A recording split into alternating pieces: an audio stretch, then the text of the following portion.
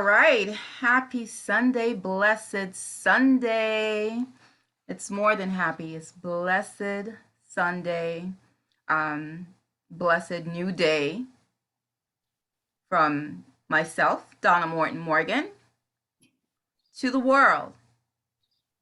Welcome to this global celebration. Her story is legend. Her story is legend. Trailblazers celebration. This is the celebration of Women's History Month, and we are celebrating globally. Isn't that awesome? Awesome. Sometimes I just can't wake up in the morning just to just think about all the amazing women, the amazing men, but the amazing women and trailblazers that have been put into my life. And when I think about that, we are also branches of God. God is divine. And then we're branches and we're just placed here and there, doing this and that, and contributing and blessing and loving God's people.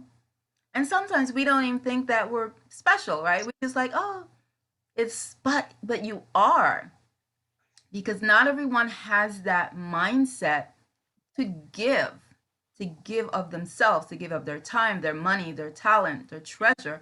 Not everyone has that mindset. So for you that continue to do that daily, day in and day out, God bless you. God cover you. And we love you. We love the service that you give in the many ways. And I just wanted to say that. So, on a happy note, welcome to our Global Trailblazers Women Forum. And before long, we're gonna be saying men because we've added actually some male outreach ambassadors, but that's for another topic. We want to say thank you for joining us. Thank you for sharing from your family, etc. And we're gonna start off with a prayer by none other than Palmonia Gordon, who's all the way in Canada. But before we do, I want to just say my name is Donna Morton Morgan, and I am the president of Women of Culture Incorporated, president of Caribbean American Diaspora Alliance, real estate broker of Florida Summer Homes Realty, and life coach at Inner Vibes Consultant. So I want to also introduce my co-host, Ms. Lisa Scale, who is the managing director and co-founder of Achieve Potential Inc., all the way from Canada, my sisters.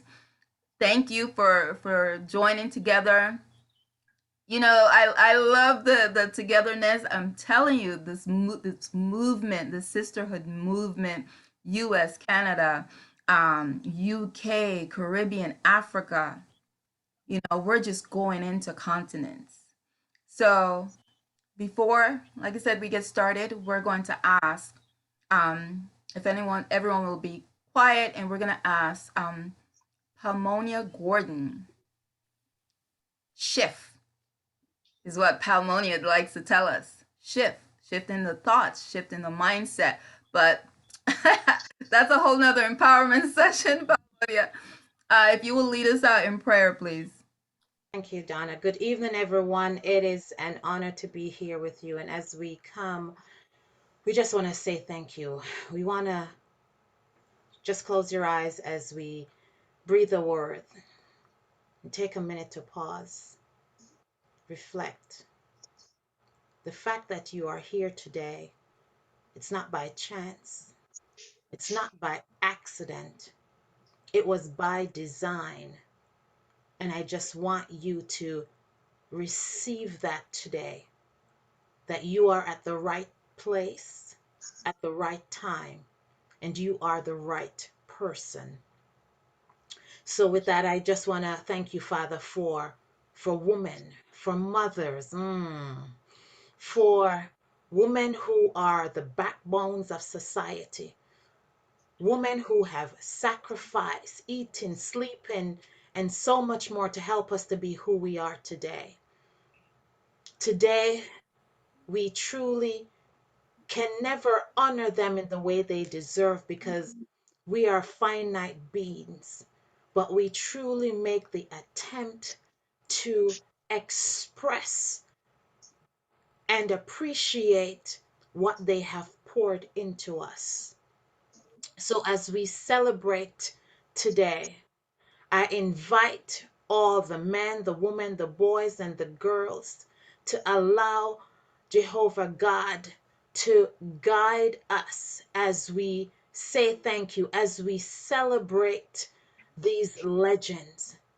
And I know these legends are by no means the many, they are the few.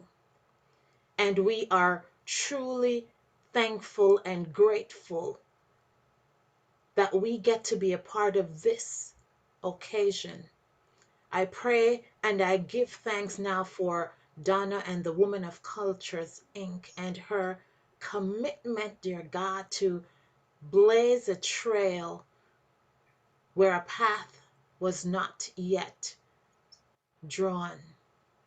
We thank you for those who have partnered along with her and has gathered to be a light, to shine, to bring hope in a community that at time may feel hopeless and despair. We thank you, dear God, for the privilege and the honor that you have chosen to use us. Help us to sacrifice who we are and all we have, because everything that we have is yours. May we commit and surrender it to you this day. I thank you for the legends. I thank you for the women, the mothers, the heroes. I thank you for those who are here and those that we will continue to connect with as we go forward. I pray for every life that will be changed and impacted, and for those who have already been changed and impacted, dear God, that it will continue to be a ripple effect that will keep going out, extending beyond our borders, beyond what we can ever see. In Jesus' name I pray. Amen. Thank you so much for that prayer. We really appreciate you as usual, Palmonia Gordon, all the way from Canada, one of our outreach partners. We couldn't do this without our partners. So we're going to go ahead and get started. And by sharing our screen, because we want to go through the flyers and just kind of show you, I love to look at the beautiful faces, so that's why we do it, to be honest. So I just love to look at them, and we're also going to share a quick video. So 1 second as we share our screen.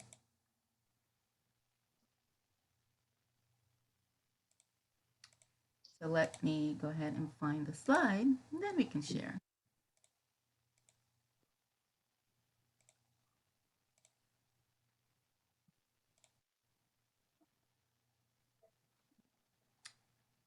Okay, so we have our screen up.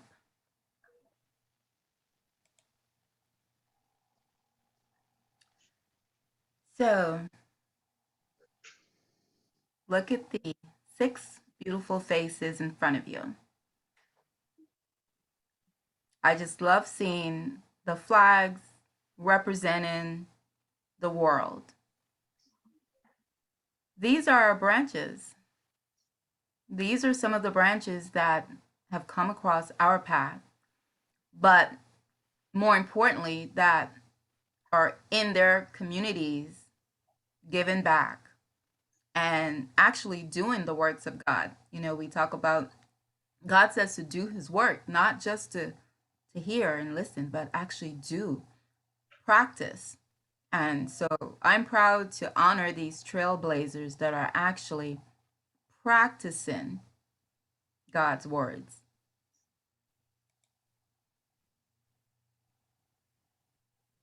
We're going to go ahead and listen to this, and then we'll go through the flyers. We give you glory, Lord. Yes, Lord, we give you praise. Thank you for who you are, for who you are. Hey.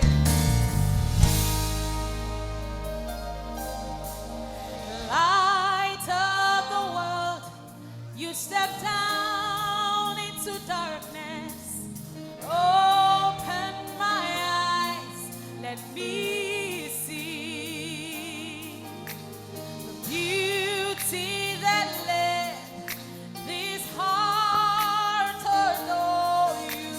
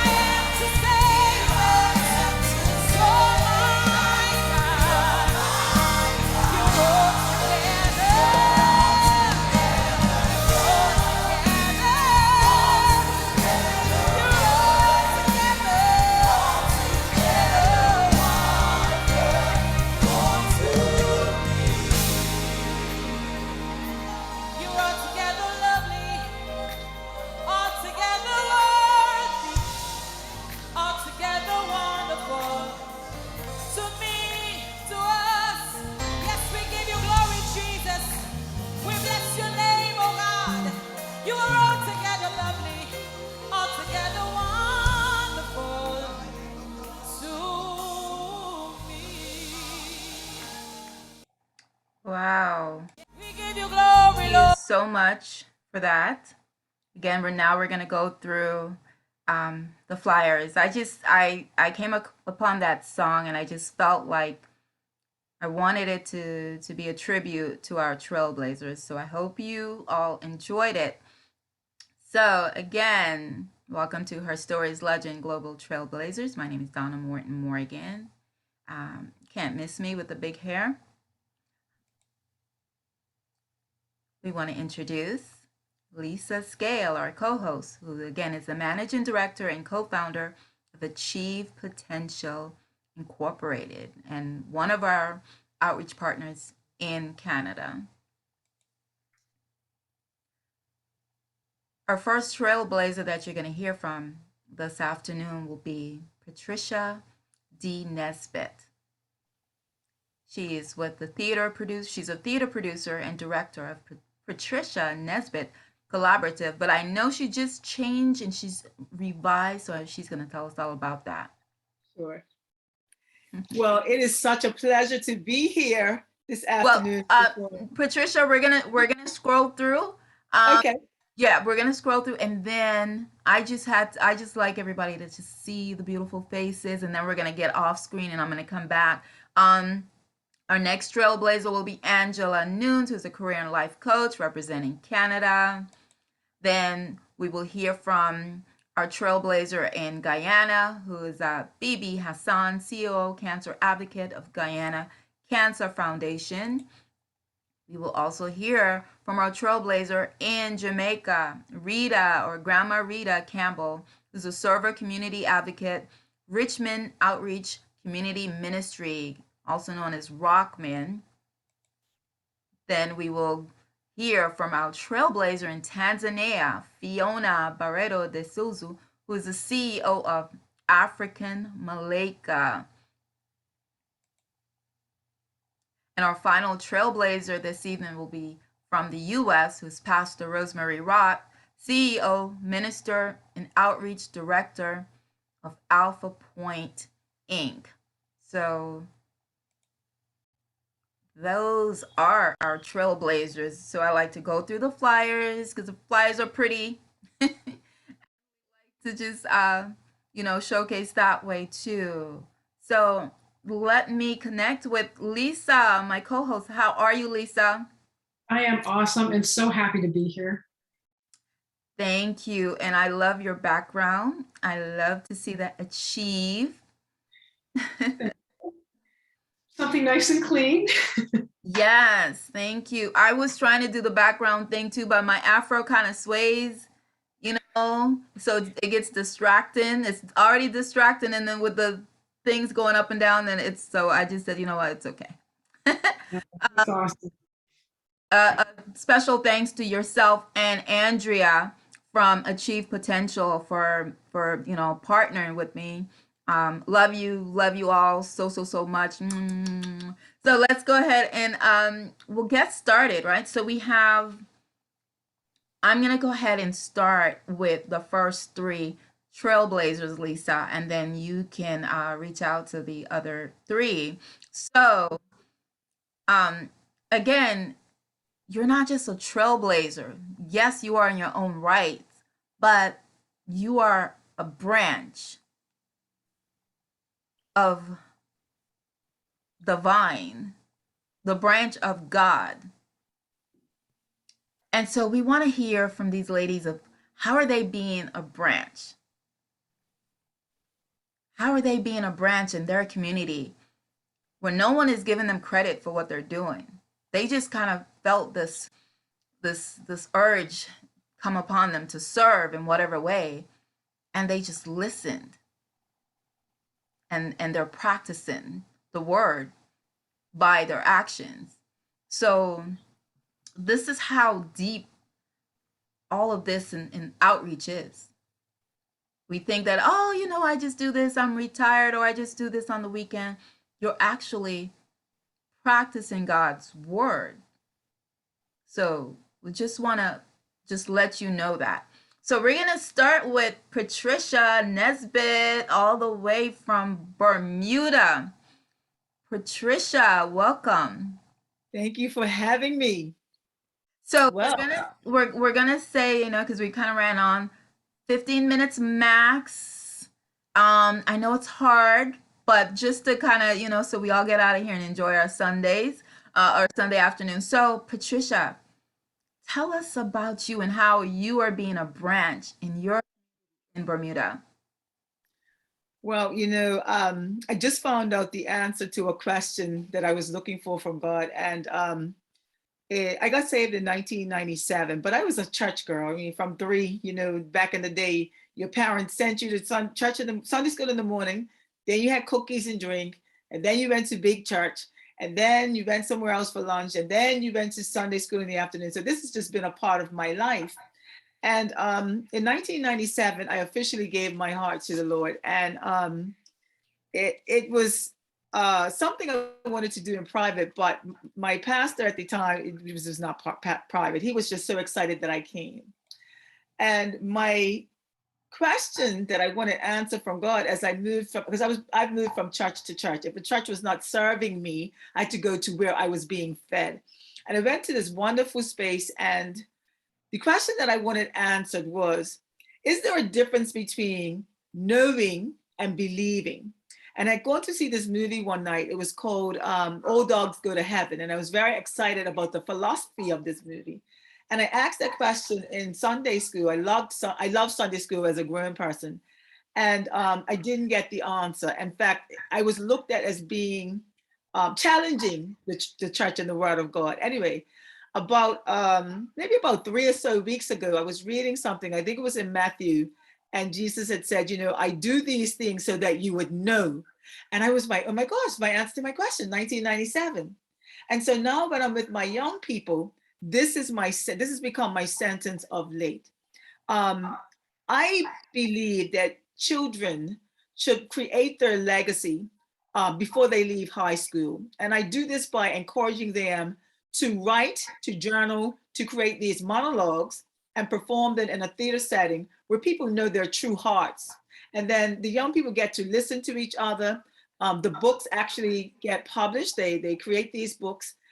The platform is called Loud Souls Today. And we are about to go international. Under COVID, we couldn't do live rehearsals, so we had to learn how to teach theater online. And God just blessed us. There's a Channel 82, a gentleman here named Lamone Woods who owns Channel 82. And they were able to make a television show with these beautiful monologues, just speaking to what was on their hearts. So people are getting ready to be able to see that in a few minutes.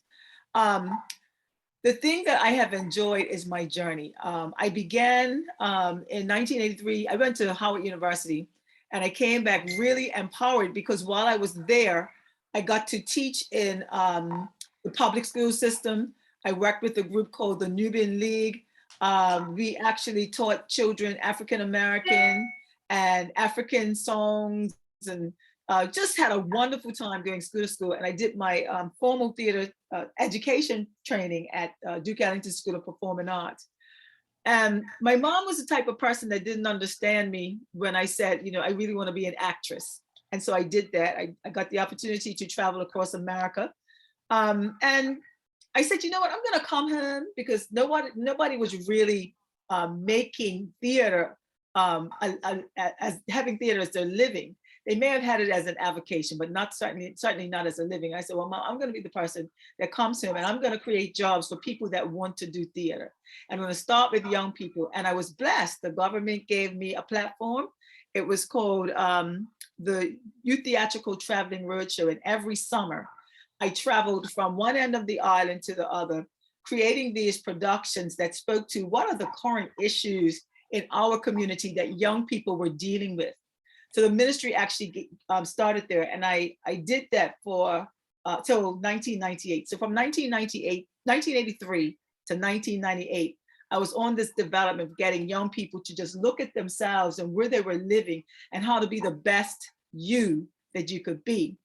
The other thing that was great was that I worked with a program called Parents Resource Institute for Drug Education. It was Pride. And Pride was a space where we got to go to conferences in America, we got to present at conferences the message of why it was important for you to be drug-free. But I started a Pride performance team, and I said, you know what? I just want to have a performance team. I want to have a Pride program in every school on this island. And I was blessed to be able to have one for little children in primary school called Pride Pals. Middle schools, their program was called Club Pride. And then in the high schools, we had Youth to Youth.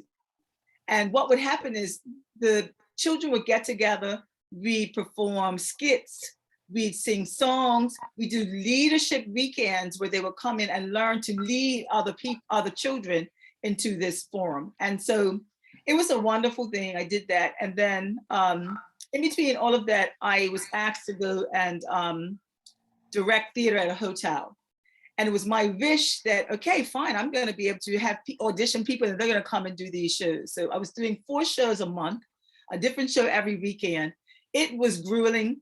I quit my job as a teacher to do it, but it was one of the most fantastic things that happened because some of my young people came into the program. They were able to work in a hotel and get paid professionally. And some of them today are actually working either on Broadway or they're in Canada doing some things. It's just been a really, really good journey.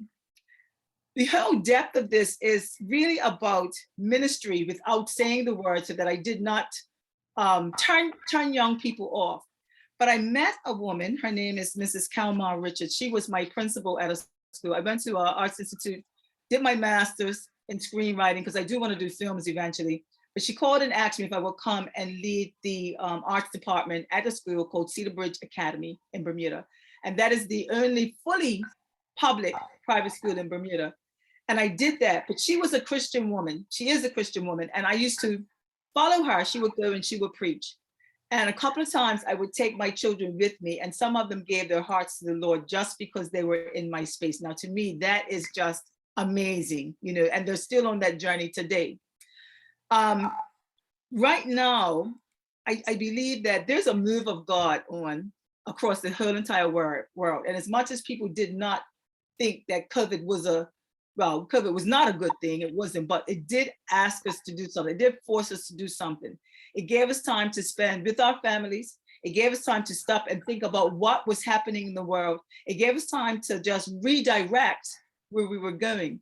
And I can remember after the first lockdown when we came out, my boys, I had a class of boys, they were having such hard time and they were saying things like, Mrs. Nesbitt, I don't get to see my friends. I don't like not being able to go outside and play football.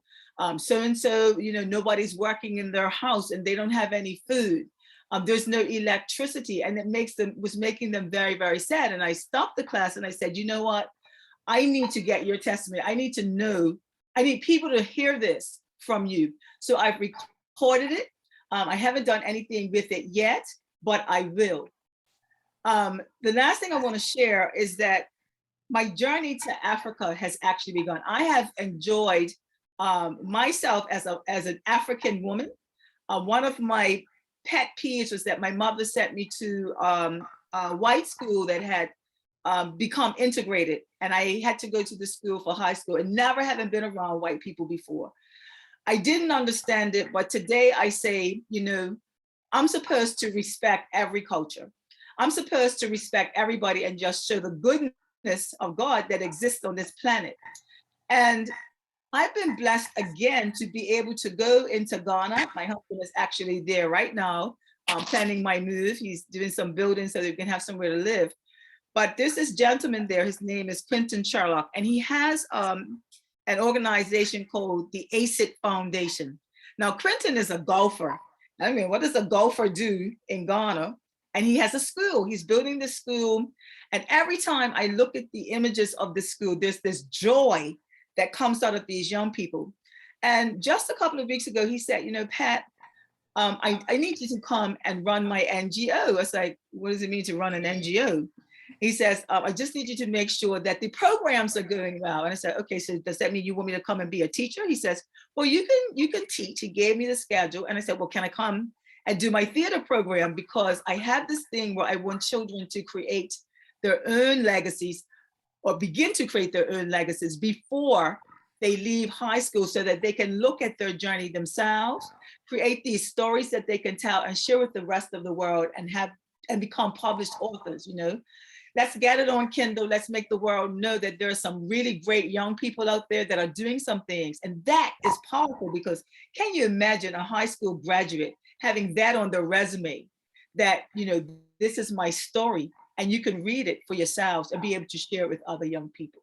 So that is my journey. I'm hoping that, you know, I can liaise with other trailblazers, because to me, this is our platform. What can we do for young people as a movement throughout the world, so that we can hear other stories about children from other countries, you know? Let's see if we can create a movement. So that's my quest, and I give glory and honor to Father God. And at the basis of this, I just want to say, if my pastor is listening, Pastor Georgette Prime, Reverend Dr. Georgette Prime, I was just made an overseer of the creative arts ministry for Emmanuel Baptist Church here.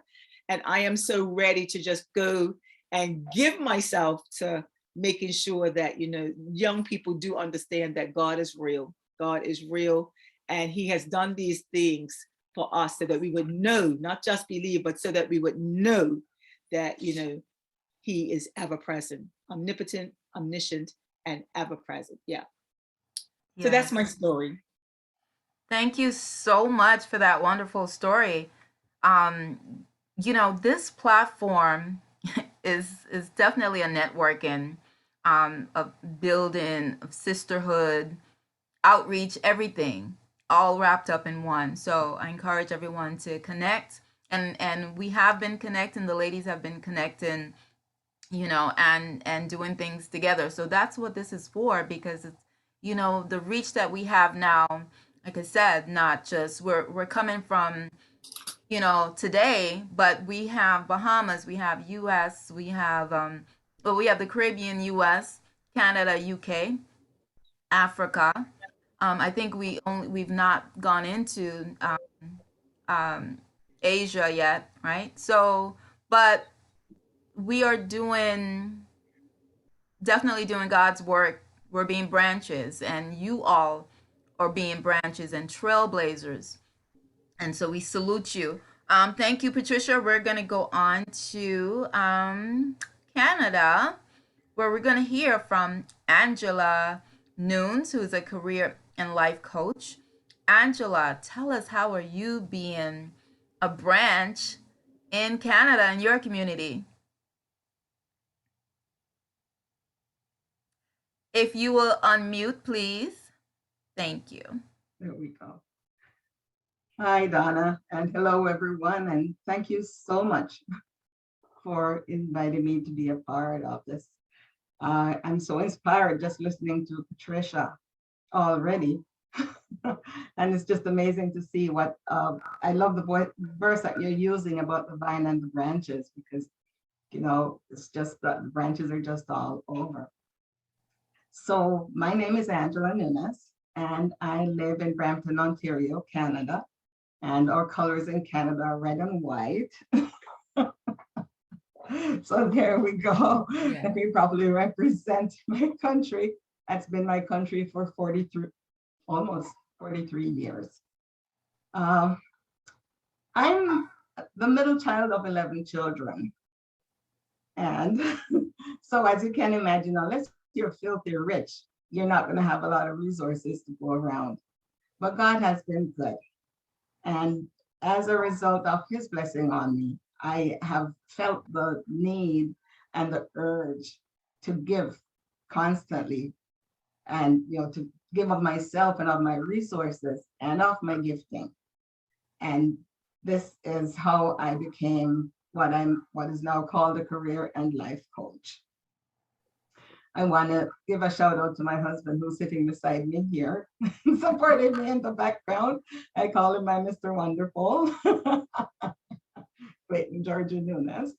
And to my wonderful children, I'm a mother of 3 girls, an adopted son, and 6 precious jewels, grandbabies, wow, who call me Nana. And so that is, well, the beginning of my community, let's say. And in addition to that, I'm a church girl, a church lady. And the church has the contribution that has made my life what it is today has largely come from my church community. So I want to give God thanks for that as well. So a little bit about what I've been doing and what has inspired me is I find fulfillment in educating, empowering, and inspiring others, and especially the younger generation. And as well, I enjoy empowering and inspiring women. So essentially, most of what I've done has come out of that. For almost 30 years, I worked in the college system, but I am now a retired adult educator and career development practitioner. And I was blessed to be given opportunities while I was employed in the educational institution, Humber College. Shout out to my Humber people if you're on here. They have, by and large, have given me professional development opportunities that have added tools to my toolkit and have kept my tools sharp, because that's important. As they say, if you don't know the tools, if the only tool you have is a hammer, then you're going to treat everything like a nail, right? So it's been ongoing learning, and I am so grateful. But in addition to that, I am grateful for the gifting that God has put in me that goes beyond formal education, beyond training. It comes from what God has deposited in me. And this is the light that I shine in my corner that will show his good work, and others will be led to glorify him. And also the light that helps those who are in darkness, wherever they are. I've been affectionately called Mama Coach by some of the people who I have helped. And I wear that with pride. That name has stuck, and I take it as an honor. And I cherish it as a sentiment. My children have shared me with a lot of their friends over the years, and word goes on, news spread. So countless people I've crossed paths with, and I've been able to help them. I've served in my church as a young person, as a youth president, and then for years as a young adult Sunday school teacher. And a lot of my Sunday school classes actually turned out into coaching sessions, and also broke out into some one-on-ones. And I'm thankful that I've been able to do that, because it says, they say charity begins at home. So that is home base for me. My children have all become career professionals who are gainfully employed in their chosen fields and are now contributing to the economy. And I'm thankful for that, because, that says something about the practice. Exactly. So thanks, guys, for allowing me to practice on you. In addition to that, the support, as I mentioned, to the church community, helping with career direction, especially among the young people, and also with job search preparation when needed for people who have been laid off from work or whatever their situation is, want to advance in their careers. And my reward is the success that I see. I love to see people succeed. And so countless numbers from all walks. And it has been pro bono all along, because my reward comes from God. I want to give a shout out to my current church, the Triumphant Church of Jesus Christ in Rexdale, Ontario, to my pastor and to the board of directors and the church family. So the board of directors allowed me the opportunity to initiate and to present a policy in 2011 for academic awards. And as a result of that, each year, a certain amount of the budget is earmarked for awarding every high school student, every high school graduate who's going on to post-secondary. They get an award to get them started. As well, We have what we name the Bishop Scholarship, where those who have finished post-secondary, undergrad or college and are going on to a professional school or to higher education, they also get a scholarship. And it's been going 11 years strong, and we have seen some great turnouts as a result of that. And Andrea is smiling because she knows of some of the young people who have come out of triumphant. So God has been good. In my work life, although I don't brand myself as a minister, but I've been able to work on outreach initiatives over and above my paid employment opportunity. And even in where I'm being paid, sometimes the work is not pleasant. I'm going to tell you one story. There was a time in the 1990s, and as you can see, I have gray hair, so I can go back there, when there was a struggle in the economy in Canada. And so the institution where I worked, they decided to restructure, and some people were put out the door. Others were placed in other positions just to keep them employed, and I was one of them.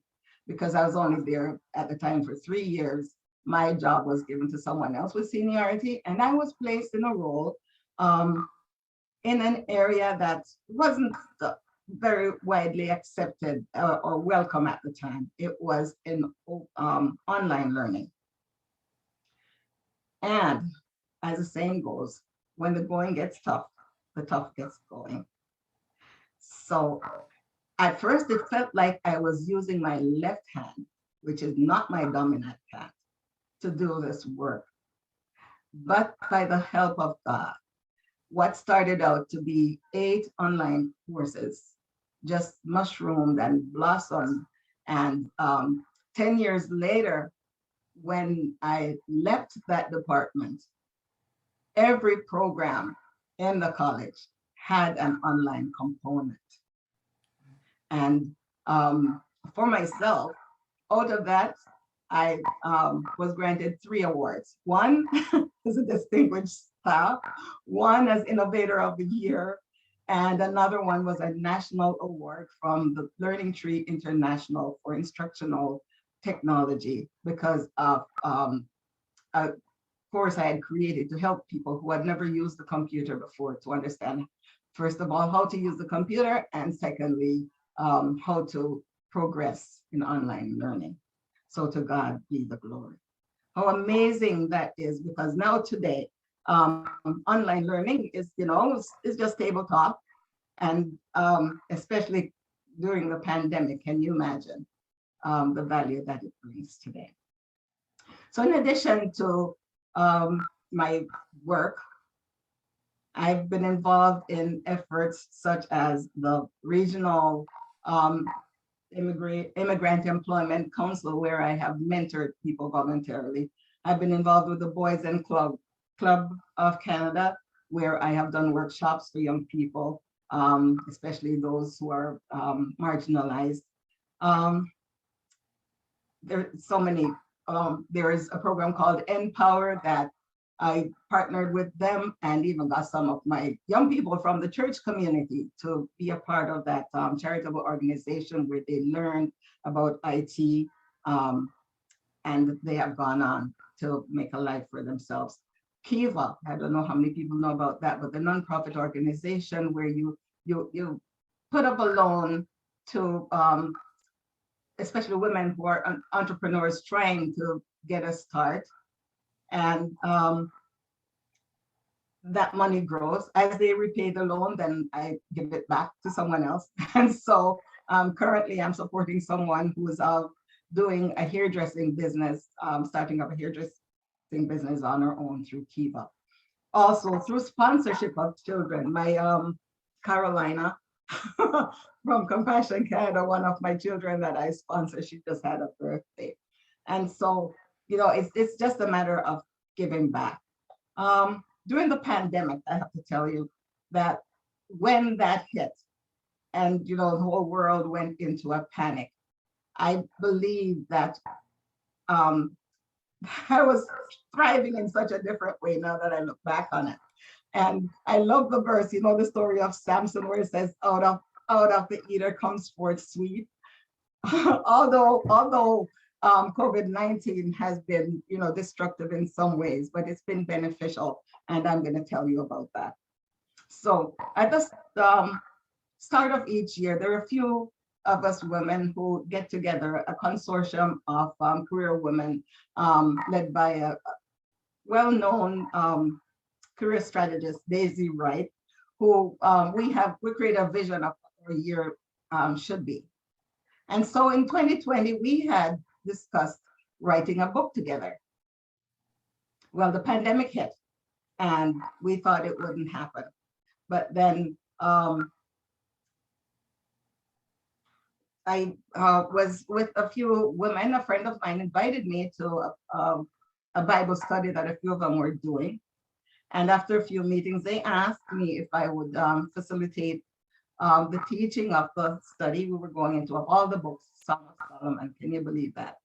Anyway, I'd never done that before, but I was quite willing. And that study was life-changing for me. The group became international, or people from Canada and the US.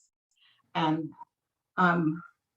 one of the participants was at the end stage of cancer. And I can tell you that it was so touching that during one of our studies, we were able, at a time when she could not have visitors in the hospital, we were able, as women from the Bible study group, to surround her with love. The nurse put the phone to her ear and she listened as we sang to her, as we ministered to her. And just as I was saying, I will fear no evil, for thou art with me. Then the nurse came on and said, she's gone. And that was so powerful that we were able to support that woman and to just escort her. So the book that we've written, 21 Resilient Women, I put the story of that Bible study group in there. And the reason I've done that is because there was a verse in Song of Solomon, chapter 1, that the last clause of it said, my own vineyard I have not kept. And so we looked, and again, the life coach and me came out and we talked about what it would look like to keep our own vision. And so my story is called Keeping My Vineyard and Sporting New Tires. So interestingly enough, that book launched and I was thinking about my vineyard. And as I was thinking, God put a poem in my heart. As I mentioned before, I'm a retiree. I've retired 3 times from the same job, believe it or not. And that's another story. I guess that's another Trailblazers story, but we'll leave for another time because they kept asking me to come back. But there was a big question tugging in my heart from the workplace. I kept saying, what is happening to the students who need extra support, especially during the pandemic? And out of that came a poem, and I call it The Many Voices of Overwhelmed Students. And it says, I was smart in school, doing quite well, but I was a turtle. I lived in my shell. Then something happened, and I was afraid to tell. So I fell off the wagon, and my dreams went down the drain. I was a slow learner. Numbers threw me off. Essays were a challenge, and math was tough. I scored average in other courses, but that was not enough. So I fell off the wagon, and my dreams went down the drain. I was a rising star, without any doubt. Everyone assumed that I had it all figured out. Too proud or afraid to ask for help, I kept fumbling about until I fell off the wagon, and my grades and my dreams went down the drain. I was always a dreamer, looking for time to borrow. Couldn't get it done today, hopeful of tomorrow. Full of excuses, always. Alas, in my sorrow, I fell off the wagon and my dreams went down the drain. I'd like to have a life fulfilling and worthwhile, a sense of accomplishment and a reason to smile. Can someone please show me how? I need to reconcile, to get myself back on the wagon and my dreams from down the drain. The answer is here and the time is now. So come along, let me show you how. Make that step, and whether you're quick or slow, you'll be back up on the wagon, getting your dreams from down the drain. That poem flowed out of me and I mused for a few days wondering, what should I do with it? And then out of the blue, I got a text message from a pastor of a conference prayer line. And she said, I had a dream about you. And in the dream, you told me that you were pregnant. You were happy and looking forward to the delivery of the birth. Now my husband's laughing. Then in the dream, a man drove up beside me, she said, and he came and he was heading towards you to assist you in the delivery. With this man was a lioness and a lion. They were calm and they walked by me with the man towards you. She said, I don't have a clue to the interpretation, but the atmosphere in the dream felt very calm and spiritual. Even the man was like a manifestation of a heavenly being. She said, please let me know if you have an understanding and interpretation. Well, I felt that the dream had something to do with this poem, so I shared that with her and she encouraged me and prayed for me that in time the Lord would give me clarity. And then after a few days, I got a call from Andrea. Achieve, I call her the navigator. Andrea Wilson, the president of Achieve.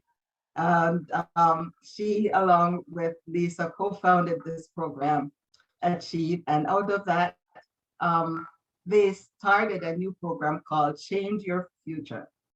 And Andrea said, Angela, this is your program right here. So a little bit about Achieve. Achieve, as it says on their website, is so much more than goal setting. It is learning what motivates you and why. And they talk a lot about the big why, uncovering the best version of yourself and bringing your best life to a realization so you can make the impact that you desire and experience personal and professional fulfillment. So this arm of the program called Change Your Future, the participants are young people between the ages of 18 and 30, and they learn to build their Achieve success plan. And then this is followed by group and one-on-one coaching sessions. After that, they are matched with a mentor in their niche area, because we help them to really get clarity on their direction. And those successful participants are then placed in paid employment, paid internship for 3 months. And after that, they may choose to go on to permanent employment or go to school to further their education. Wow. So I realized that that was the delivery and the birth that I was going to have. And I must say that the program has been life-changing for the participants. And I find joy in the work that I'm now doing. So really, I am keeping my vineyard and I am sporting new tires. Someone had asked me when I retired, do you know the definition of retirement has changed? And I said, oh, really? She said, yeah, retire now means putting new tires on. So my new tires drive in the Change Your Future program at Achieve. And something exciting is coming out of it. In Jamaica, they heard about it, and now Achieve has been asked to do an intensive Change Your Future program in Jamaica, and I've been invited to go as a trainer. Look what God has done. So even in retirement, my gift is making room for me. I hope I didn't go over my time. You did, but you were allowed. Thank you. Thank you so much. We really appreciate you. We love to see that even yeah, you retired, but you're really not. You just changing tires and changing a new direction. We appreciate you and we salute you. Angela Nunes from Canada. That was awesome. Thank you, Angela. And you're right. You know, you are making such an impact on young people's lives in Canada, and we're so happy to witness the changes and the impact that you're making on these young people. So thank you. All right, Donna, we're going to move on to the next person we want to honor. And that is BIBI HASSAN. She's the CEO of the Cancer Outreach Advocate in Guyana, the Guyana Cancer Foundation. So, BIBI, we would love to hear from you and to tell us how you are impacting your community and being a branch of God in your community. I am BIBI Saida Akhtar Hassan,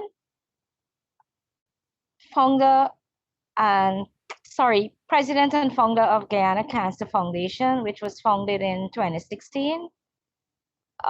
We started to do work behind the scene in 2015 when I wasn't fully registered as yet.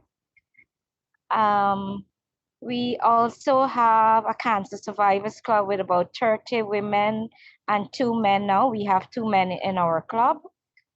We also do free screening for women with breast cancer with Dr. Balwan Singh's hospital. We did prostate cancer screening before. We also do like scans and assist with a small fraction towards radiation therapy in Ghana. Now the radiation therapy, there is only one radiation therapy center in Ghana, so nobody, you don't have another choice. You just have to go with that Cancer Institute of Guyana. And we also do medical outreach programs in different communities. Just 2 weeks ago, I went in Region 10, Kokwani, and it's really, really far to go there. I had to pay, I had to hire a bus for $400 US to go there. And in that community, they need a lot of help. There was one girl that was drug raped, and we had a psychiatrist that had to give her injection, and she had to get counseling and stuff like that. Most weekends I am in different communities, but right now we on a break, a 1-month break because of Ramadan. So we took a month break until May month. We will start back again.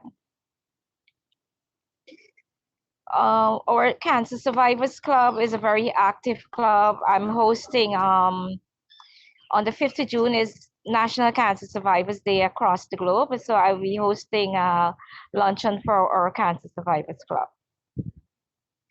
I'm also, we do mental health counseling. We started this program last month and we already had 2 sessions. So next month will be the next session.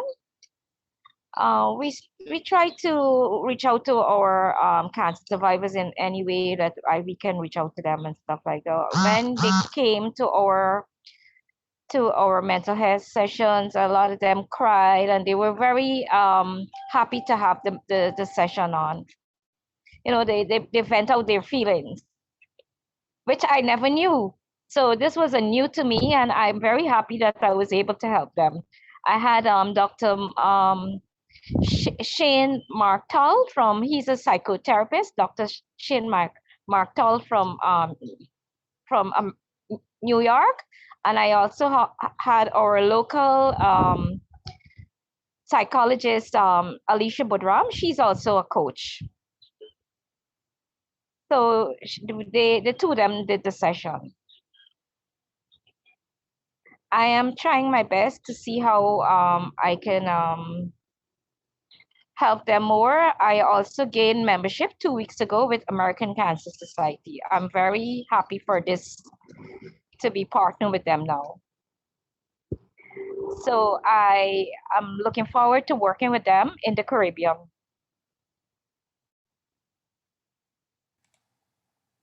Wonderful news. Yeah. And my mom is also a cancer survivor, a breast cancer survivor. She was diagnosed in 2008, and she will be 80 years on the 18th of May. So I'm so happy to have her around me. We actually live together. I love it. That's awesome. BIBI, thank you for sharing. Not And everyone can do that, BB. Not everybody can live with, so that's definitely a blessing and an honor. the people of Guyana are so fortunate to have you helping them, and especially going through their journey of cancer, and now the support that you're able to give them for mental health as well. That's amazing. Yes. So I'm actually a cancer advocate since 2005, March month. I was selected to be on the Avon Community Help Fund, which was this started out when the CEO had the franchise for Guyana and Suriname for the Avon products. And I was like a sales representative too, selling this product part-time. And that's how I came on board with them on the community as the treasurer for 10 years until Avon was dissolved in the Caribbean in 2015, January. Yeah, so my journey started in March 2005. Amazing. Yeah. You are also, you said a cancer survivor, BB? No, my mom is, but a lot of people think I'm a survivor. Every day I get questions like that.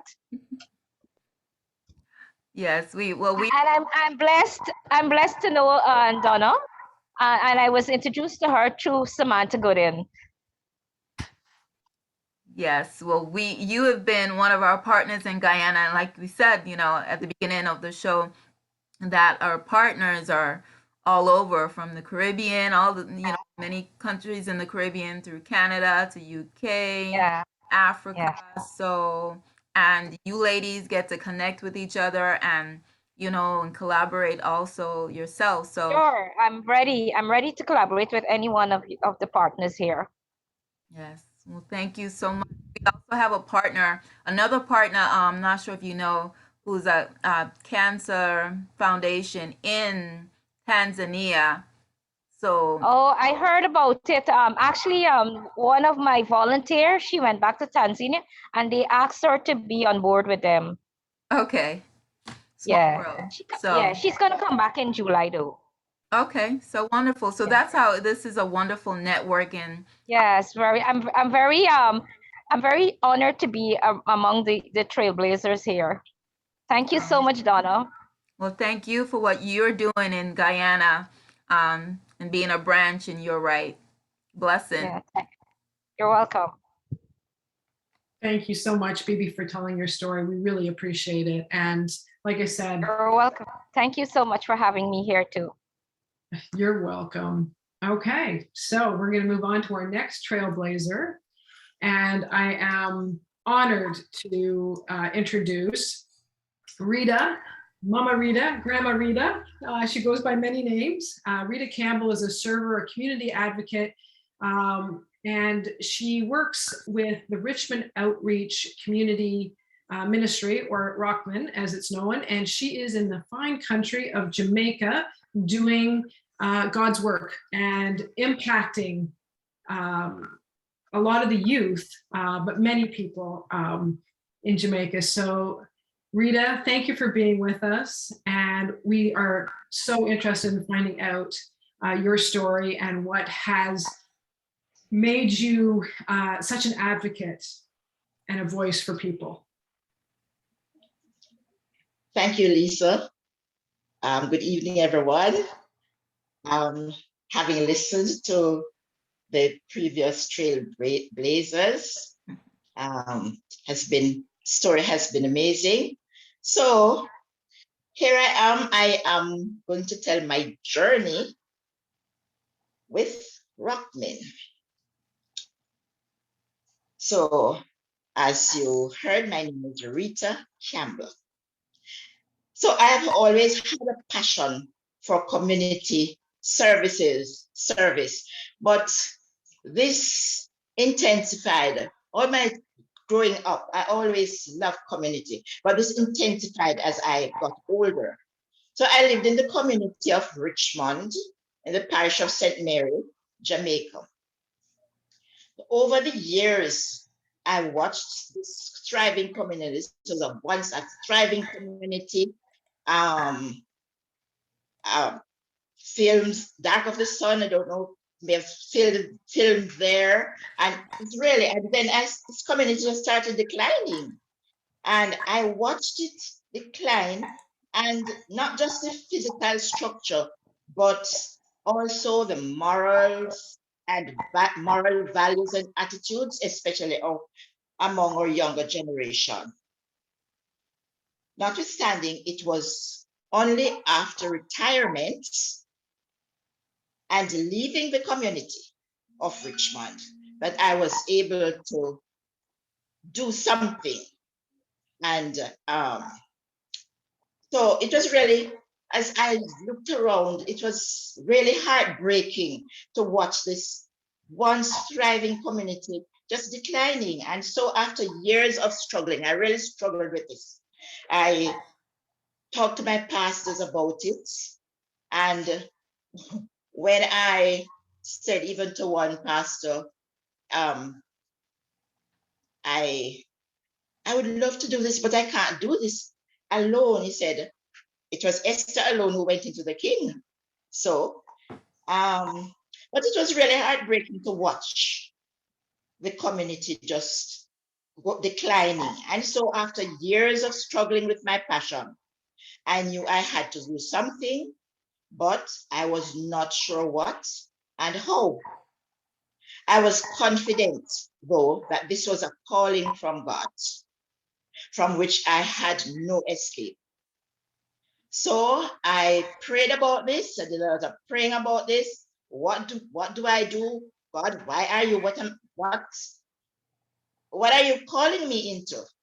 So I was inspired to, after praying and praying, I was inspired to bring the churches in the community together to work in unity with the community of Richmond and its environs. As a result, I shared my vision with the deacons of my home church in Jamaica, and they endorsed it. So letters were then sent out to the churches in the community, inviting representatives to a meeting in early December 2014. The purpose of the meeting was to encourage persons from the different churches to come together and serve to uplift the community of Richmond. Because I believe then, as I do now, that we are workers together in God's service. 1 Corinthians 3:9. So there was a brainstorming session, and everyone present welcomed the concept. And out of this session emerged ROCMIN, Richmond Outreach Community Ministry. What is ROCMIN? ROCMIN is a formalized, structured Christian organization with a committee comprising a chairman who is a minister of religion, a secretary, a treasurer, and a public relations officer. I am that person, I occupy that post, as well as additional members with specific responsibilities, such as distribution of supplies and community and education.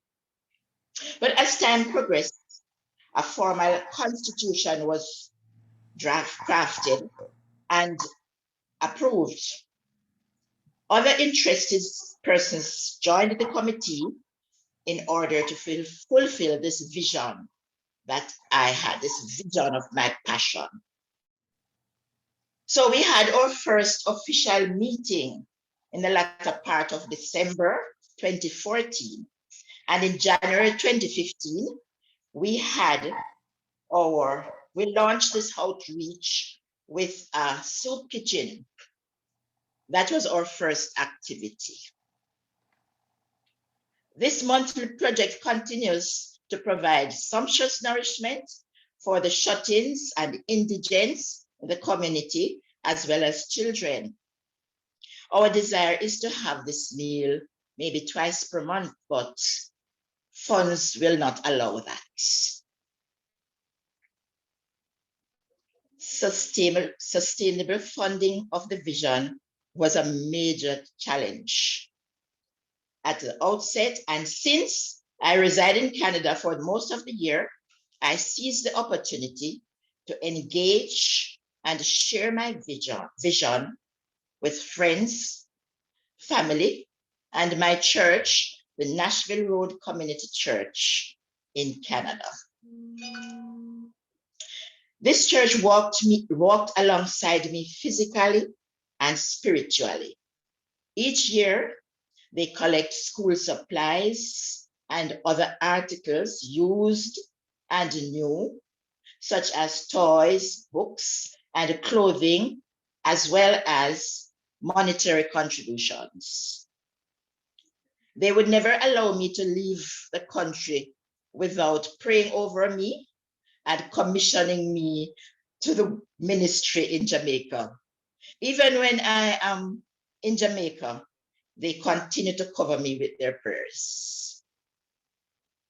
In addition to this, I would visit garage sales on Saturday mornings and get cheap items. Sometimes I would even get some items free when I tell them that, oh, I'm collecting things for Jamaica. Then there was the matter of getting these things to Jamaica. So each year, I pack barrels to ship them in time so that I can collect them when I get to Jamaica sometime in November. This process has really been intriguing but satisfying experience, especially during COVID. Clearing these barrels was an arduous and daunting task. Our group is not registered, so I have to pay the full cost and more in custom duties, and sometimes spending almost the whole day at the wharf. Once I was rescued by a police officer who had pity on me because of the length of time he saw me waiting. So please take note that I am a very senior citizen. I wanted to mention at the beginning that I'm probably the youngest person here. Funding is also received from a few persons in the community of Richmond and its environs. Some contribute consistently and others irregularly to the project. And also, we have a yearly Christmas treat where we treat our children. And annually, we have a community sale, and proceeds from this sale go towards the Christmas treats and other community services and events. I must also add that at the treat, we give little gifts to the children. And this treat continued. During COVID, we would not allow it to stop, and we took all the necessary precautions to keep our children safe. Focusing on the younger generation, we initiated a Saturday Connect, where children up to grades 7 and 8 would meet on a Saturday morning. We engaged them in games and a variety of activities in an effort to help them to realize that there is another way to get through life. This aspect of ministry later bloomed into into our after-school program, but had to be curtailed when COVID struck. However, we kept in touch with each other because we had a active WhatsApp group. So even the children, I kept in touch with them. And even when I'm coming down, I make little special packages for these children that were engaged in these groups. A back to school fair was planned for summer 2020, but because of the pandemic, we had to scale it down. And so we took the supplies into the schools and distributed them to needy children. And I think Donna was involved in this because Donna and I were in communication and know about this. But our present focus right now is unattached youth. Those who have finished secondary school and are now either not willing to move on or to another level or not able to. So in January of this year, we had a community walkthrough. The intention of this walk was to meet with the youth in their own space, because you call them and they're not coming. So we had to find them where they were.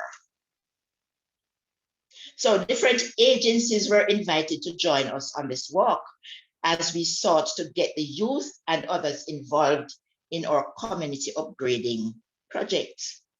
And Mrs. Erica Horton of the National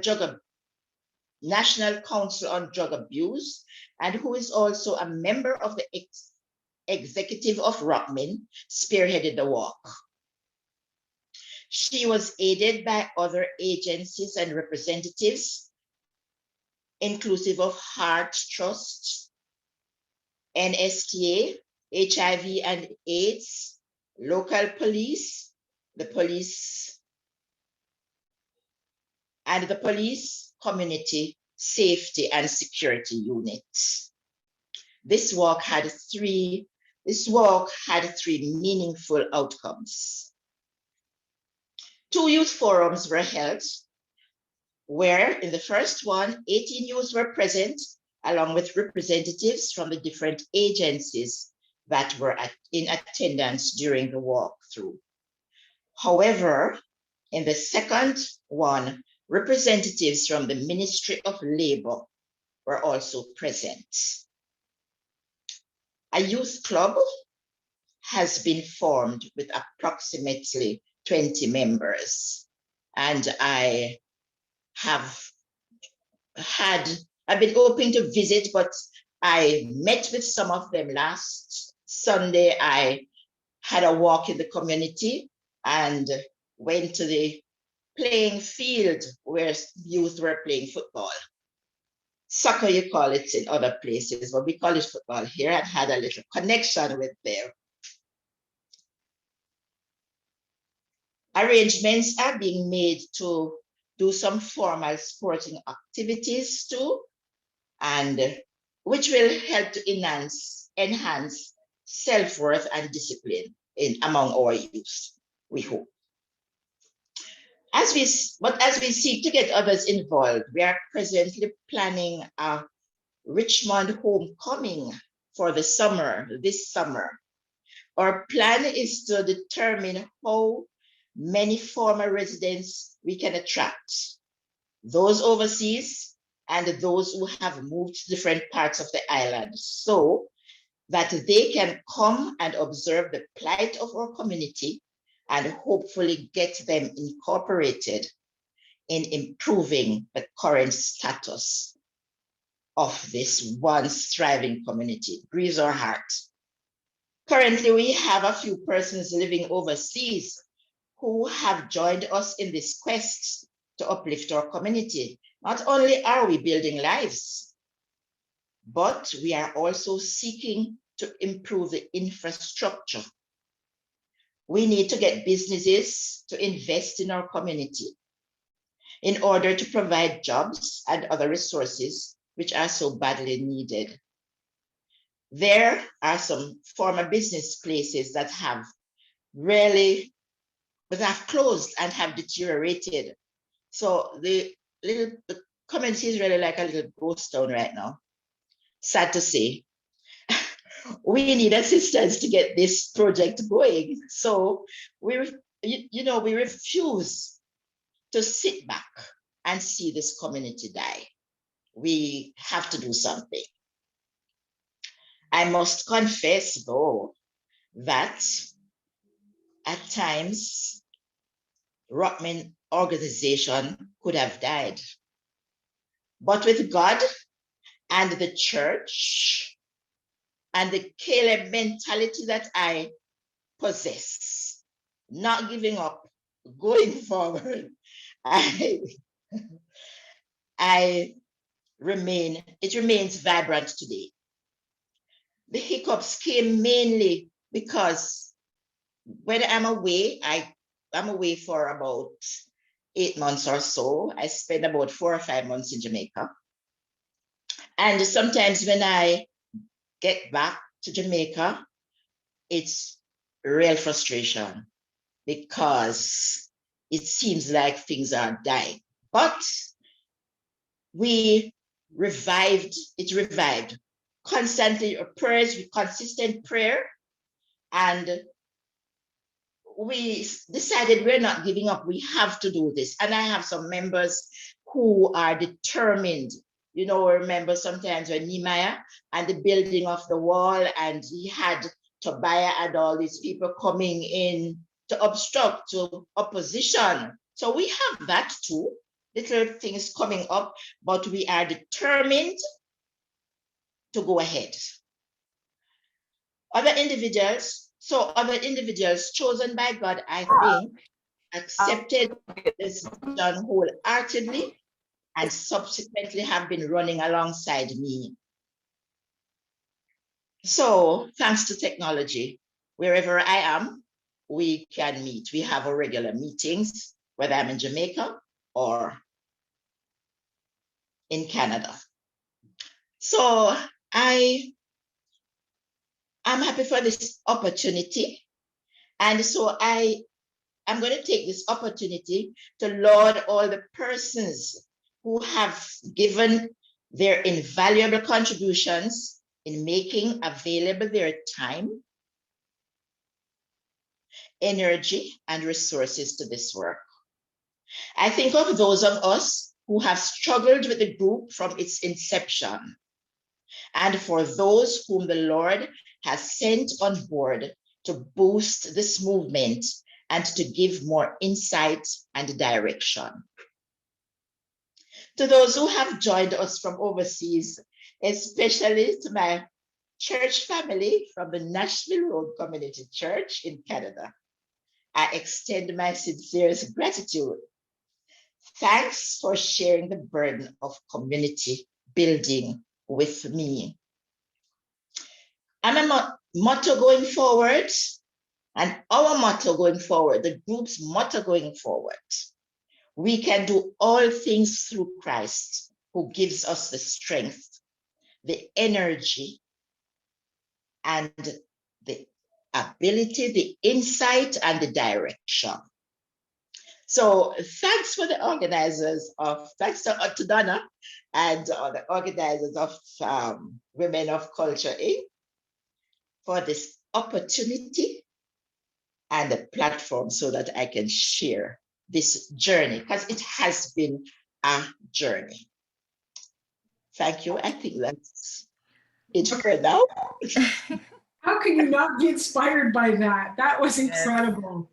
And if anyone ever thinks that one person can't make a difference, Rita is here to show you that anyone can make a difference. And that was so inspiring. And, you know, I was going to say to you, next time I'm in Ontario, I want to garage sale with you, garage sailing for God, but I'm not sure I have the energy to keep up with you. So that was absolutely amazing. And thank you for sharing. And I love the fact that, you know, you've seen things that you felt weren't right and that was hurting your heart. And instead of sitting by, you did something about it, and you've energized other people to do something about it. So Rita, thank you very much. And you are definitely a trailblazer. Yes, Thank thank you. you. Thank you, Rita. Thank you, Donna. Thank you for bringing me into this, Donna. At first it was, I said to Donna, I don't know, I'm a bit nervous coming onto this platform. I don't know if I can do this. I know. But here I am. Thank you. Amazing. Thank you. All right, we're going to the next trailblazer, and that's going to be FIONA Barretto DESOUZA. She's the CEO of African MALAIKA, and she is in Tanzania. So welcome. And we'd love to hear, FIONA, the things that you are doing in your community to do God's work. So please share. Thank you. Can I share the screen, please? Yes.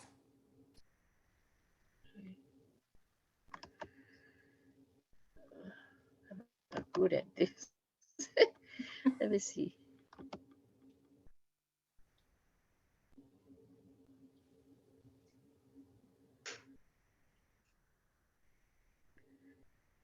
Can you see the screen, Donna? No, not yet. You have access, so just hit just find the Okay, I'll share. just. And then so find the program that you're trying to share and then hit share screen.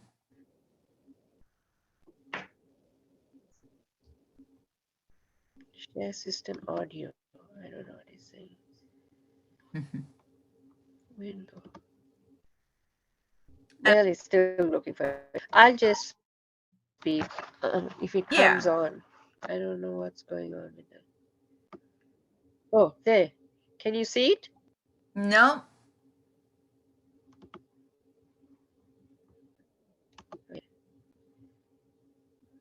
Well, you can still share a little bit about us, about yourself, and share.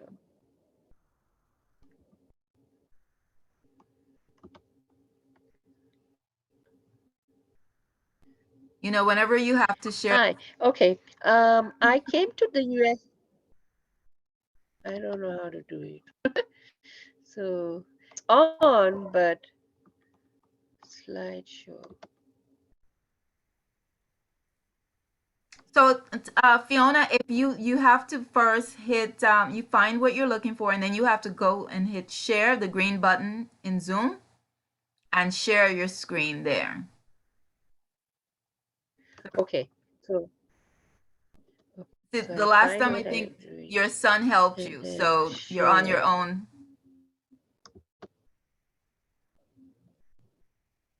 But in time, just go ahead and tell us, you know, tell us about African MALAIKA and your role in it in Tanzania.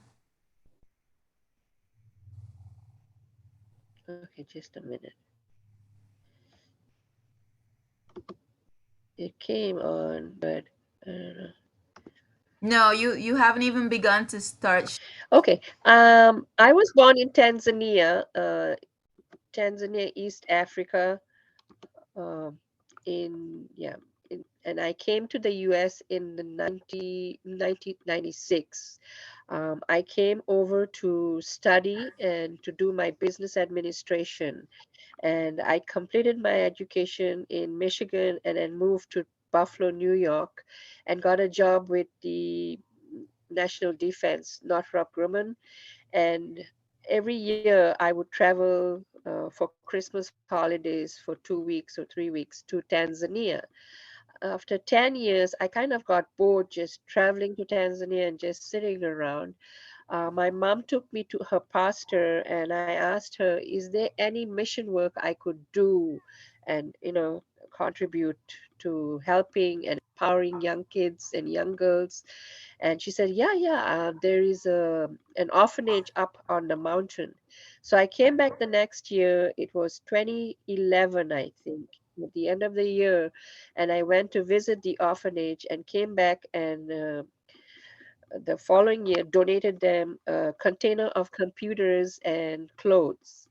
And then the following year, I said, oh my God, where am I going to get all these funds and everything? So I partnered with the church, and they came up with an idea of the feeding program. And we fundraised for that program. In the meanwhile, I would come back during summer also, and I brought them little school supplies, and donated the school supplies to the orphanage that was uh, listed to me. And when I donated those school supplies, I told them they could do different things with it. It was just not only for writing or drawing or coloring. We could do little stamp projects, which was a doodle thing where you put three pencils and you take an ice cream cover. They don't have the technology. A 3D printer was not available that time. So you would just take an ice cream cup with three pencils and a battery, and it would generate like a little tracer. It would trace, and they would get very excited with such little demonstrations from little things that we could make from school supplies.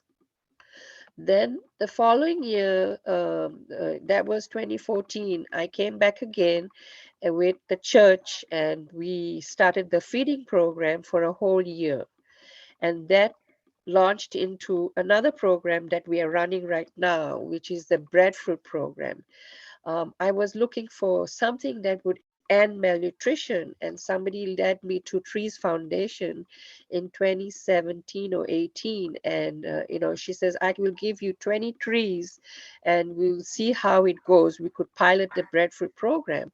And I took the trees back to Tanzania. The trees came from Germany. Believe it or not, the mother tree is in Chicago with Trees Foundation. And we got shoots that we took to Tanzania. And one day I just said, I had these different groups coming to train with me. I go back every year and train at the library for free and just give school supplies and try to, motivate teachers and everybody that, they could put a smile on every kid with little supplies. It goes so far. And I bought four breadfruits, and I called a lady. Her name's Mary from Women Against Poverty, who's on this as a trailblazer too. And I told her, here, take the four breadfruits and try to make flour, and try to start slowly and feed. From that I empowered 10 women from there who now know how to make breadfruit flour and can sell it. And recently, they showcased their breadfruit flour and managed to donate it, I think, to Kenya or somewhere.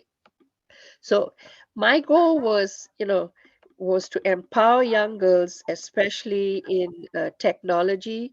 And since I had a very keen interest and I really love doing apps, creating apps, and so I wanted to empower girls, because when I first came to the US, it was very difficult for me to adjust. Everything I learned was the British way, and here they did the American way. Even the word check was differently spelled, and I had to do a fast adjustment, but I ended up being always empowered by my one supervisor who came from Trinidad, and she taught me how to save money. And it was difficult the first month or two. She taught me how to save my money in 401k plan, which now helps me fund my projects. So every year, I don't get any funding from anybody. This year is exceptional. I'll get a little funding from Donna and your group to go empower kids in school supplies, and that funding of school supplies will go towards some of the STEM projects that can create some imaginary for them to be science ambassadors, maybe. But going back to my saving thing, was I learned a lot by saving my money through 401. So I went back again in 2019, and I talked to the Jamaican ambassador. I don't know what it is. I think it's the breadfruit and the Jamaican. I kind of get connected with most of the Jamaicans all over the place I go. So she connected us with another Jamaican who is a business tutor or whatever, and he gave his um, uh, gave his business talk, a business plan, and microfinance uh, seminar to the Women Against Poverty. So we started a small village community bank where they could save their money and follow the steps that when I came here, I came with 0 pennies, $0, and now I can manage. I own my own home, and I see the fruits that whatever my mom gave me, the tools to sew, to learn how to cook, to different tools that I can empower young girls the same ways. Most of the kids of today in Tanzania are from torn families, mostly from AIDS or different, the COVID even. A lot of them have become orphans now from different diseases. So most of them live with their grandmothers, and they have very little resources to enhance their life. They have no hope. So the other program was Hope, help orphans prepare English. So the English is really not to the level, and they can do better, but we thought it would be better we start small, bring them English books, and then bring them pictures, and then they write stories, and we enhance their stories in storytelling. So that would help them with their English. Basically, that's really what I do, and I try to empower a lot of. I try to empower diversify different organizations, not just go back, to just one organization, mostly to young youth, street kids, village kids, and those who really need to be empowered and to move on. You could move on with as little as $10, $20, and if they learn how to put that money in their village community bank, and the interest they get, and if they do it for 1 month, if they even save $1, for us $1 is like, for them it's a huge thing. If they could even put $1 per month, then I would match them the next month. And then I came back, I think last year, and I gave a farmer, uh, she did a very good job in her savings, so I empowered her with $20 more, and she bought a goat that gives birth to twins. So she can empower another woman with another goat, and we could continue generating uh, income for other women and learning how to empower other women and young girls too. That's all I have. And I really thank Donna for, I was introduced to her by Trees for Feed Foundation. And I'm happy to tell Donna that I have finally found her a partner in India, Goa, and she is also into breadfruit, and I want to empower her into making breadfruit flour and donating it to disadvantaged kids in India. A lot of people don't know the benefits of a lot of plants like moringa. Moringa is good, breadfruit. So these are easily grown in places like Tanzania and in India. And we've partnered now also with Tree Tracker. Uh, I can send that Tree Tracker, and you can try to yeah, Tree Tracker. Treetracker.org. Let me So see. Tree Tracker is an app. Yeah, it's an app on the phone. Anybody can do it. You can go outside right now at your place and tree track a tree. And if people like in Jamaica, in Haiti, in Bermuda, or wherever, they have little farms, or any smallhold farmer can track trees. So if they plant 50 breadfruit trees, 20 mango trees. Anybody in the world who's interested in empowering or funding those trees will call you and or call Tree Tracker and tell them we want to fund. And that's how I help fund couple people in Tanzania, a few farmers. They planted avocado trees, and somebody just called from the blues and said, "Oh, I want to fund the trees that were planted in Iringa." And I said, "Wow, okay." And it was 2,000 pounds, and 2,000 pounds is a lot of money to people in Tanzania. So every little bit goes. In today's world, the technology out there is so amazing. There's another one which is called Explore Land. You you could put your you could put your stories on out there on Explore Land. I mean, there's a little cost to it, but it tells people exactly how you're empowering other smallholder farmers, and what a difference we can make in this time that we have to work virtually. I did a lot of my projects during the pandemic from sitting from here. I was like grounded. I was so upset. But you know what? The Lord just opened different ways for me to empower women from my living room, that I was even empowered to connect with Donna. And it's amazing that I'm now hearing people from Bermuda, from places that I would have never been able unless I traveled or try to connect through the church. But it's so amazing, having to connect even with my neighbor Lisa and other people. uh, it's just amazing. God is great. God is really doing uh, great work with us women. And I just, pray every day that He gives us the wisdom to help the young people, especially. The focus is all on the young people, how they eat. FAO has come up with the pulse, better food, better this, better that. Pulse is talking about eating grams and eating peanuts and eating more of lentils, and changing our diet.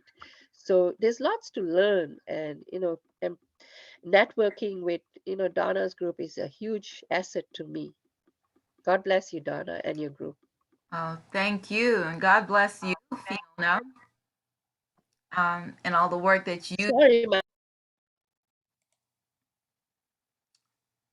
Sorry, I think your video froze for oh a minute, Fiona. Were you saying something, Fiona? oh, my video froze. Just for a Yeah, second maybe. at your last comments, but No, I just said thank you for the.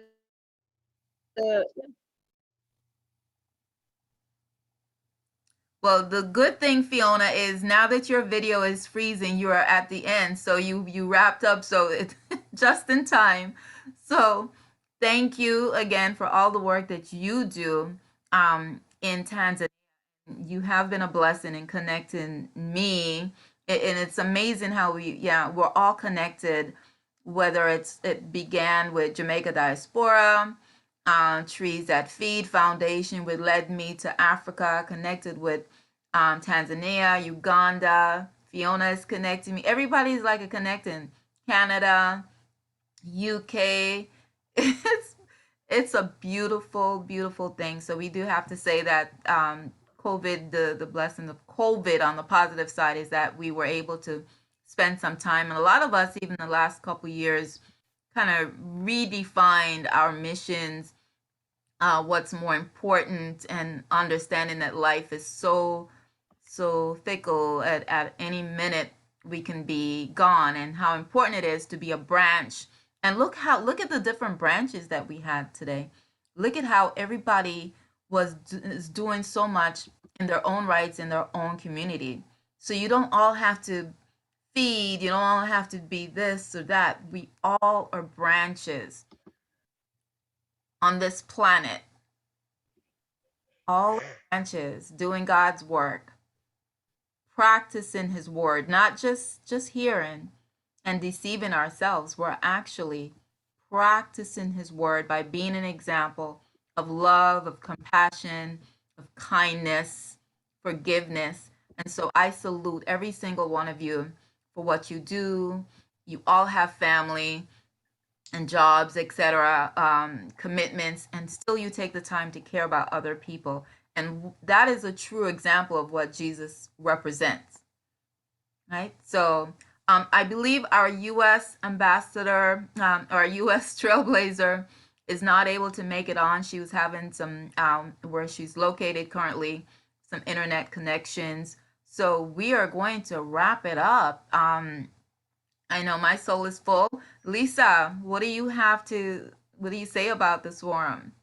You know what? I don't know how anyone could walk away without being completely inspired by the women we've just heard from and the incredible impact that they're having.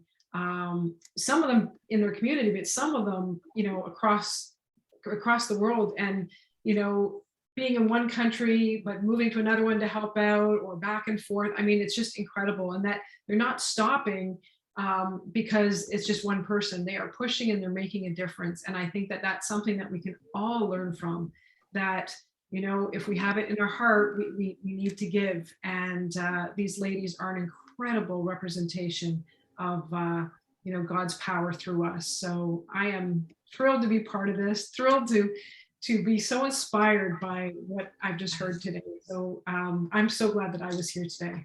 Thank you.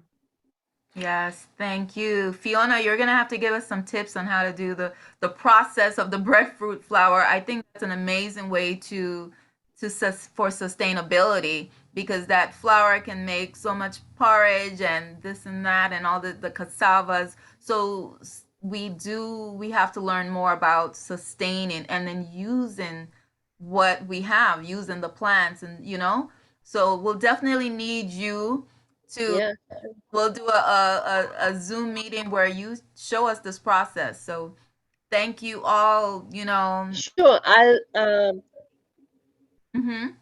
I'll do the PowerPoint and I'll send it to you so that you can, put it up and then I can just talk. It's so Sure. amazing. It's so simple. Yes, because I know there's a drying process and all of that, and so not only for Women of Culture Incorporated, we also want to teach to give, not just to give a woman a fish, but teach that woman to fish, and that's what an example that Fiona is doing and all the other women are doing. Also teaching the community to fish, because it just can't always be about handouts. It's also about hand. Let us show you, let us empower you, and especially when you begin young.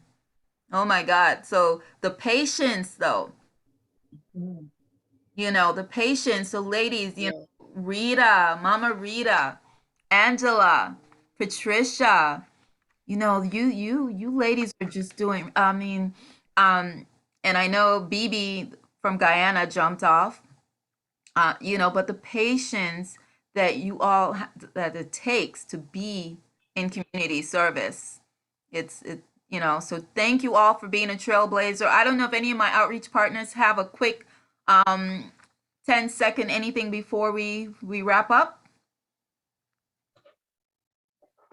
Palmonia, Dr. Arlene. Yes. Donna, you are,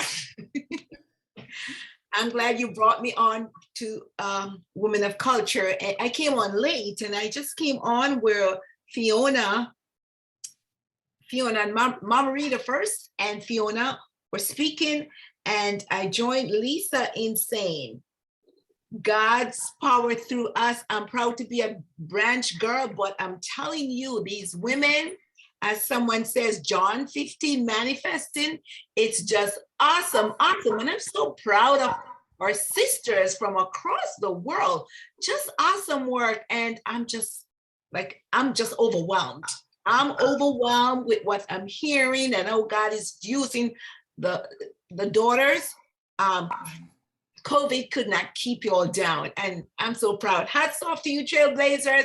Go, Mama Rita. I'm behind all this. Minister Eugenia.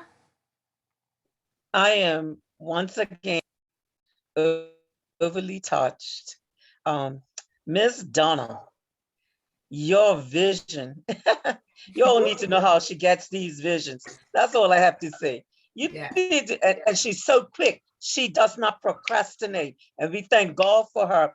And Amen. even how she has upscaled her outreach or her daily sharings with us. You know, I can't read them all, Donna, but I love you. I don't know where you get those pictures from, but they're so inspiring. And Miss Fiona, come on over on that cruise. Come on over. I hope it's the right Fiona. Do we have two Fionas? Anyway, I am overly, and Miss Patricia, you told me some things. I knew you were a trailblazer, but I learned so much more about what you are doing from what I see on a daily basis. God bless you, and may He continue to use you as you travel the world to do what God has put out for you. I just know that when He drops a name on my spirit to add to Donna's lineup, I'm just obedient, follow through. And I know He's well pleased with you and the village that is behind you also. That's what I have to say. God bless everyone and those overachieve who is supporting Donna also. God bless you too. Thank you, Palmonia from Canada. You know, I think it's fitting that you're gonna have the last comment and maybe pour us out. Oh, wow, wow, wow. Oh my goodness.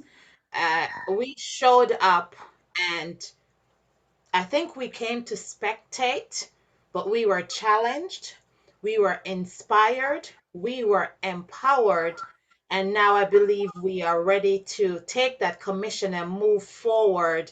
And I think I would even start with is it Patricia in Bermuda to teach us, because I believe each of the blazers here has a responsibility to teach us, because we have a desire to learn, and because we're so far, I think that's probably Donna's next step is to let's coach the partners so we can have the knowledge and move forward. Let's learn how to use the theatrics and connect in ways where it may not be as impactful right now. So I am excited. Yes, we love breadfruit, especially if it's a little bit turned and you roast it. Mm. Yeah. But I'm truly honored that you legends truly is not an understatement of the term that Donna has used to describe you. And we thank you for that. We now I wait anticipating the training and the knowledge to move forward, because once we are taught, once the mind expands, it can't go back. So we're in a season of expansion. That's what COVID has done. We expanded in our use of technology. We expanded in how we have to connect and communicate. And now we're going to expand as we touch. Because in Matthew 4, verse 18, where it says, "The Spirit of the Lord is upon me, and He has anointed me to go and to preach and to bind up those who are blind." And the last part of that says, "Those who are bruised." So as we move forward, I thank you, Donna. You never fail, but I thank God for your obedience. You are willing to obey and to move, and that's what God honors. Miss Angela Nunes, let me know when your class is, because I'm ready to learn. We're all ready to learn. I mean, Dr. Arlene came on late and she gave her speech, but I can see that just looking at her, she's got something to teach. So Oh, believe that's where we need to all just get okay. the teachers. Absolutely. Get Yes. get the teachers teaching the leaders Hmm. so that now we can go forward and have more impact. Back to you, Donna. Oh, Awesome, awesome, awesome. Thank you. You, you know, Palmonia, while you say that, I have someone lined up. It's amazing. So, my sister actually, who lives in California, she is an author, and actually, she's one of my mentors. And so, she has a book called Financial Abuse: Understanding the Spiritual Forces Attached to the Misuse of the laws of money. So she's actually agreed to do a Zoom, which I have not done the flyer for yet. That's going to be the first Monday, though, of the month. But that's going to be in the evening because of her time. And so we will record it. It won't be live, but it'll be Zoom, um, probably YouTube. So that is where we'll begin with our learning, because yes, it's all about expanding the mindset and learning to love God with our hearts, with our souls, and with our minds on all three levels. So I just want to say also, be sure to follow us on Facebook at Women of Culture with a K, INC, because there are several other, Women of Culture. So Women of Culture, INC, on Facebook and Instagram. The website is womenofculture with a K.org. And also, my other organization, is Caribbean American Diaspora Alliance, and we have weekly Saturday shows where we highlight Caribbean American professionals or heritage on different subjects. So that's another venue for you all to connect, and based on what month and what awareness, etc., we can talk more about that. But on Facebook, that page is Caribbean American Diaspora. All right. So we also have on Facebook Jamaica Outreach Diaspora. So there's several things that I do. I can't help it. I just connect with God, and I just really, the messages just come to me. Again, that was Jamaica Diaspora Outreach on Facebook. I think I may have said it the other way around, right? Or, yeah, I've got a lot of pages. The best thing is to find me on Facebook. Donna Morton Morgan with the big hair. You cannot miss me. And then all the other pages you'll be able to find. But these are all, God-led intuition. I wake up in the morning. The other page is Inner Vibes with a Z, Inner Vibes Consultant. And that's pretty much all my daily journaling. And what was it? Minister Eugenia said, so I find pictures on a daily basis, and I just look at the picture, and the message will come to me, and then I write on it. So let's do a page of Donna Morton with the big hair. Yes, Palmonia. But I just say thank you all, because I couldn't do it without you. But we're all branches. And I just love to explore how we are being branches around the world in our different areas. And I say salute you and thank you for what you are doing in your community. And with that, we will wrap up, and God bless you all. And until next time, Palmonia, were you praying us out? Absolutely. Father, we thank you. Thank you. Thank you. Thank you. Thank you. Thank you that you have seen the need. You have heard the cries. You have answered the call. And now you have called and commissioned us to launch forward, to take positive steps, to take bold step. When I listened to Mama Rita, her community was dead, and she refused to accept that death was the end. And in her determination, in the fire that you placed in her heart, like the phoenix, that community has begun to rise from the ashes. And so, for each of us that is here today, I pray a spirit of phoenix, of rising from the ashes, for rebuilding, for restoring, for preservation, dear God, for determination, for mindset, for wealth abundance, for the willingness just to show up. Even when we have no idea what you have called us for, sometimes it's only by showing up then you're able to reveal to us. Just like Moses when he came to the burning bush, after he stood aside to look at it, you spoke to him and he was able to receive his commission to go forward. We pray that even now you would commission each of us, that we have already committed, that we are ready to move forward with you.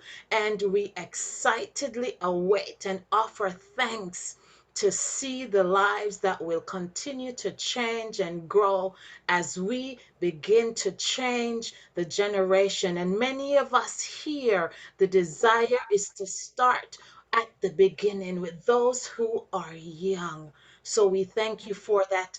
Watch over Donna, Lord. We pray, dear God, that as you cover her, Lord, her mind, her household, her finance, the opportunity that she has to connect, dear God, that she will move in her community as one who may appear to be a magician, God, because you will go before her. You will open doors. Father, before she speaks the word, people will know what it is that she desires and provide it for her and the organizations. For every leader that is on here, dear God, may that also be their mission and their assignment, that their life will flow in such a way that people will look at each of us and have the desire to say, who is that man or that woman? We need to connect with them, and that we will see this explosion happen